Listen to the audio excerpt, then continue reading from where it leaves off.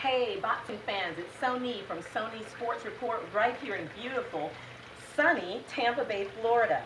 Now, I don't have a lot of time, but I had to at least get in a video report today of what happened Saturday night in San Antonio, Texas on Showtime's Knockout Kings 2.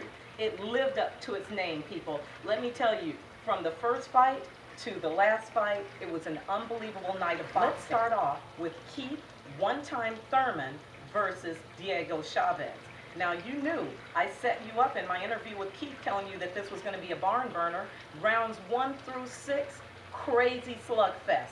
Unbelievable. No defense to be found. It was a totally an offensive fight. Now, rounds 1 through 3, they were just tagging each other, showing each other their power, believing in that power, as Paulie Malignaggi said Saturday night. And also, they were both just showing each other their brass by going hit for hit. Now, round 3, Keith Thurman got clocked in the nose, opened up a steady flow of blood. More so than hurting one time, though, it seemed to tick him off, because he came out in round 4. I saw the look in his eye, and he was looking for a knockout, or he was thinking a knockout may be necessary tonight to get this man down on the canvas. Round 5, it was up for grabs. I think both men honestly just took a round off, some time to just get their thoughts together. Round 6, back to there was left hooks flying everywhere in round 6. Now in round 8, I saw Dan Birmingham, trainer to Keith one-time Thurman, literally reel his boxer in and back to his technical boxing skills. This slowed the pace of the fight down by half, and that just played right into Keith Thurman's hand. This was a good pace for him. Round 9, he came out, put Chavez to the canvas with a crushing body shot. I literally thought at that moment that he may have cracked Diego Chavez's rib just from the sound effect that I heard. Obviously, Diego Chavez never recovered from that body shot. When he was on the stool coming out into the 10th round, he did not have the look of a man who was ready to return to center ring. He just seemed like he was done. There was a look of dread on his face. But sure enough, coming into the 10th round, Keith Thurman came out of the corner throwing wrecking balls. 28 seconds later, we've got Diego Chavez down and a TKO win, making Keith Thurman the new interim WBA welterweight title holder. Now, the belt doesn't mean so much, but what this really does mean for Keith is that it puts him right on track to possibly get that title shot from WBA welterweight champion Adrian Broner. Now, wouldn't that be something to see? So just lick your chops, people. It is coming down the line. Now, in the next bout of the night, we have Omar Figueroa and Nahito Arakawa. Now, they just simply picked up right where Keith and Diego left off and took it to a new level. Talk about an offensive onslaught. There was no reckoning or coming to their senses at all. This went 12 rounds of just pummeling each other. Arakawa took Omar Figueroa's little baby face and turned it into a ground beef patty by the end of the fight. Now, although Figueroa won, and Figueroa had these spurts of great power and great punches, he was easily led to the ropes when he would get tired. And so that's where Arakawa would then do his worst damage, by just pummeling him with punches on the ropes. And then, of course, Figueroa would make his way back to the center of the ring. You need to train to stay in the middle of the ring for 3 minutes, not 2.5. So although he won, it didn't serve him well to not stay in the middle of the ring and fight that out for 3 solid minutes of every round. Arakawa continued to come back and relentlessly counterpunch. Anything that Figueroa put up, Arakawa had an answer for. But in the end, Figueroa, I guess, did put in the extra work, or did put in the amount of work that earned him the 12-round unanimous decision. Now, where does Figueroa go from here?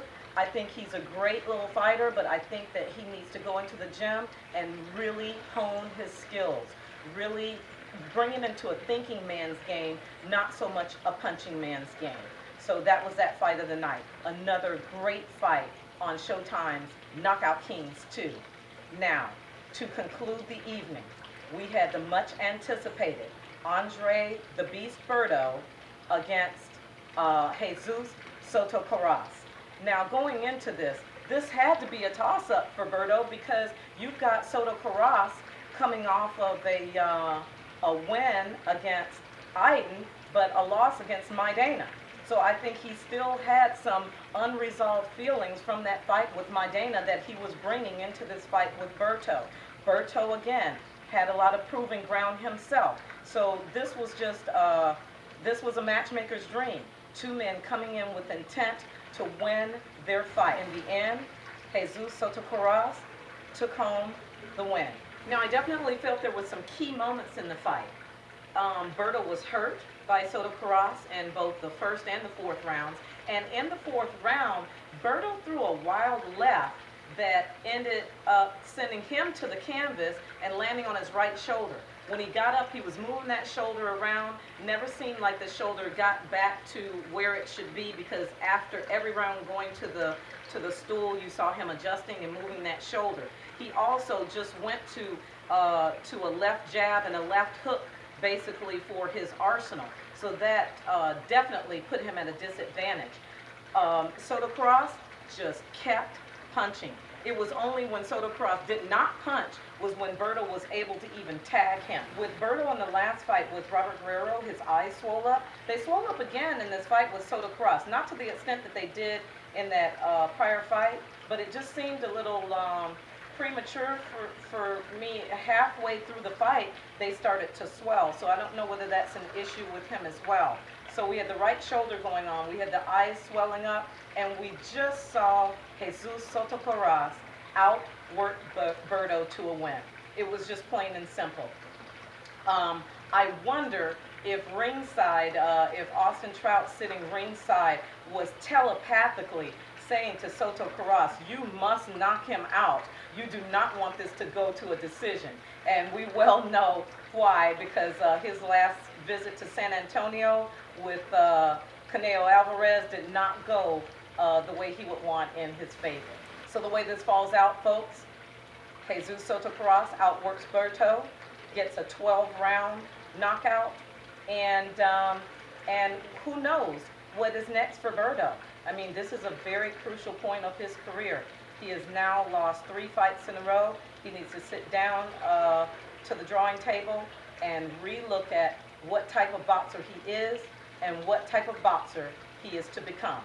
Again, it was quite a night of boxing on Knockout Kings 2 on Showtime. And remember, you can now find Sonee Sports Report on Jeff Mayweather's Pro Boxing Insider. That's www.proboxinginsider.com. And I am the U.S. correspondent for Live Fight, the UK-based website, and that's www.livefight.com. I'll see you soon. Now, I just have to point out a couple of things that I found interesting during the evening. During the Nahito Arakawa Omar Figueroa fight, I honestly don't remember which round it was. It was one of the later rounds when Arakawa went to his corner. It was getting to be a really tough fight at that point, and his cornerman said to him, just give it your best shot.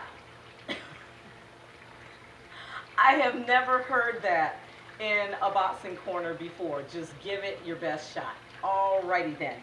Okay, and then the other moment of the evening was when Keith One Time Thurman did address the San Antonio crowd as San Diego. Let me say something about this, folks. Get off One Time's back. Everybody makes a mistake. The guy had just went through a grueling fight. He definitely had love for your city. As you could see, he was trying to give it up to you because he had told Jim Bray first he wanted to give it up. And you know what? Things happen. So this is a fighter on the rise. Let's not boo him about something so small as just a slip of the tongue. He went back, covered his tracks, and that's how you do things. You man up and you move on. So give One Time a break on that whole San Diego, San Antonio thing. All right? Again, you've been watching Sonee Sports Report from sunny Tampa, Florida. I think it's time to dive into the pool, so we're out of here.